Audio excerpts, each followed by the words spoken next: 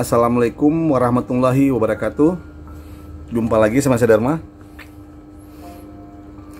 Hari ini kita akan bahas tentang, udah lama nggak konten.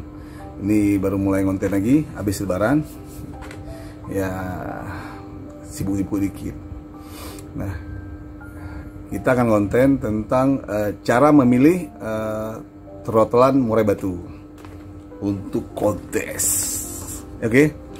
Nah, jadi ada beberapa kawan ya, Om, gimana cara memilih murai batu trotolan untuk kontes kira-kira, yang kira-kira masuk dalam kontes. Nah, untuk trotolan itu kan ada banyak cerita-cerita kita sedikit. Ini sharing, jadi bukan praktek, sharing nih. Sharing itu cerita-cerita, bacrit kalau orang kita bilang, banyak cerita.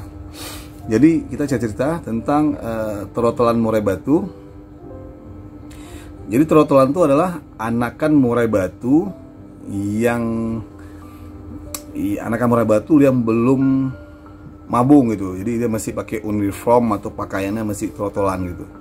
Nah, kalau kita bilang itu anakan kali lah burung murai batu. Nah, itu harganya kalau di sini dari harga 2 juta sampai dengan 200 juta trotolan. Kok mahal Om? Sampai 200 juta? Nah, jadi trotolan sendiri itu tergantung dari genetiknya, terahnya. Itu kalau kita beli burung yang terah gitu. Jadi ada kawan saya beli murai batu tuh harganya 35 juta asal saya. Anakan trotolan murai batu terah juara di daerah Jawa lah, di Bawah Aceh. Di harga 35 juta kalau nggak salah saya, dia info saya gitu. Itu terah. Saya bilang, gimana Om, mahal? Enggak, saya bilang, kalau memang prestasi bapaknya bagus ya enggak mahal. Saya bilang, kalau mampu ya beli, mahal murah kan enggak relatif. Nah, kita nggak bahas tuh. Kita bahas untuk cara memilih trotolan murai batu untuk kita konteskan. Mau mahal, mau murah sama aja. Kita ambil speknya standar. Ya lebih kurang lah sepengetahuan saya. Jadi trotolan itu anakan murai batu. Jadi kita memprediksi bisa salah, bisa benar. Tapi kalau kita berpatron atau pegangan atau pengalaman-pengalaman kawan-kawan kita, kerabat kita, para kecomania atau orang-orang YouTuber yang udah memberikan sharing ilmunya tentang ciri-ciri trotolan murai batu yang bagus untuk kita konteskan, itu kan bagian dari kita, ataupun peluangnya lebih besar untuk kita dapatkan kualitas murai batu trotolan yang seperti kita harapkan untuk kita lombakan. Nah, di sini saya akan membagi tips. Yang pertama, kita akan melihat paruhnya. Nah, pastikan murai batu paruh trotolan itu cari yang tebal dan panjang ke belakang itu, agak menyobek ke belakang itu, agak dekat sama matanya. Nah, itu paruh itu biasanya itu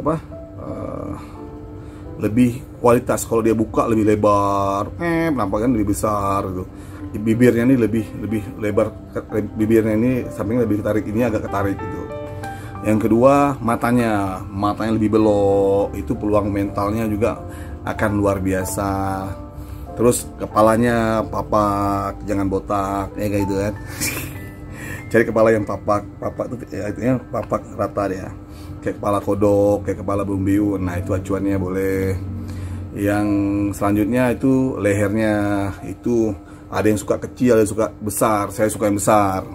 Kenapa? Peluangnya lebih besar, misalnya lebih gagah ya. Yang kecil suka kecil ya nggak apa-apa.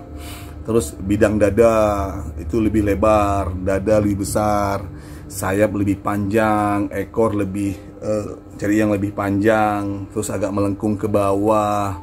Juga itu salah itu kaki lebih besar. Terus kalau dia berdiri di tangkringan dia lebih apa ya? Kalau saya dulu ya, saya pernah lihat trotolan kualitas tuh dia lebih nampak berkarakter gitu dia. Pegangannya lebih kokoh di tangkringan tuh. Itu biasanya nampak biasanya tuh. Kalau punya sense bagus itu. Yang terus kalau murai batu yang kualitas memang tuh kita konteskan trotolan tuh biasanya dia, saya pernah lihat itu ada banyak sih, tapi kebetulan saya baru ingat 2 trotolan itu karena baru-baru ingat. Jadi kebetulan saya punya teman, jadi kan dia nitip trotolan ke saya. karena dia mau keluar kota, mau kontes burung. Ini tip saya, Om, saya mau kontes burung nih, ya kan? Nitip bisa nggak nih trotolan nih, kan? Nitip kasih makan aja kata dia. Oh ya udah Om, boleh lah, karena saya kebetulan standby di toko, jadi titip lah di toko saya. Jadi ada dua anakan murai batu trotolan itu, yang satu anakan terah, satu lagi anakan kayaknya terah juga sih, dua-dua terah tuh. Tapi yang dijagokan yang satu nih, yang terahnya nih, dia bilang yang A gitu, yang B kurang dijagokan. Jadi singkat cerita, betul saya mandikan itu trotolan, pas saya lagi mandikan ke keramba, saya masuk ke keramba. Terus ini yang murai batu A yang dijagokan nih, saya lihat ini biasa aja sih. Ini yang A ya, anakan yang A tuh yang katanya super, yang harganya mahal katanya. Saya mandikan, biasa aja saya lihat kan trotolannya. Ya udah masukkan lagi, saya biasa aja, udah siap mandi, saya bereskan, saya angin-anginkan, udah biasalah seperti perawatan harian biasa untuk trotolan. Nah terus saya ambil lagi murai batu trotolan B yang katanya terahnya tuh nggak begitu wow gitu, biasa aja trotolan B. Jadi pas saya masukin ke keramba, masukkan keramba, dia masuk, dia udah terlatih trotolannya masuk, gampang lah masuk ke keramba. Terus dia mandi, dia ngetrek. Nah waktu dia ngetrek itu double dan keras sekali mas suaranya. Nah saya sampai terkagum-kagum, saya bilang, wah ini trek anakan murai batu trotolan yang luar biasa menurut saya. Saya ya udah terkagum, saya gila nih anakan trotolan ini, saya bilang. Udah masuk lagi dia, masuk lagi ke dalam kandang, saya angin-anginkan, saya kerodong. Nah pulang dia saya bilang, wah itu yang A kan yang super, ya yang B yang biasa ya, itu yang bagus yang B, saya bilang. Saya bilang sama dia yang bagus yang B trotolannya tuh, saya bilang. Iya Om, iya, tapi yang terah tuh yang bagus yang A katanya. Oh serah, saya bilang, tapi menurut saya yang bagus yang B, yang terah biasa kata dia. Yang bagus yang A kata dia, karena terah itu terah luar biasa. Singkat cerita burung tuh rontok, berapa kali mabung, dia bawa gantangan, dan benar seperti prediksi saya, yang B luar biasa di gantangan kerja dan juara-juara di gantangan, bisa main di 3 kelas. Nah artinya apa? Ternyata kata kunci di trotolan, kalau kita memang kurang mahir dalam melihat katuranggan, peto, kepala, mata, leher, badan, kaki, ekor, gunakan kuping kita, treknya double dan keras.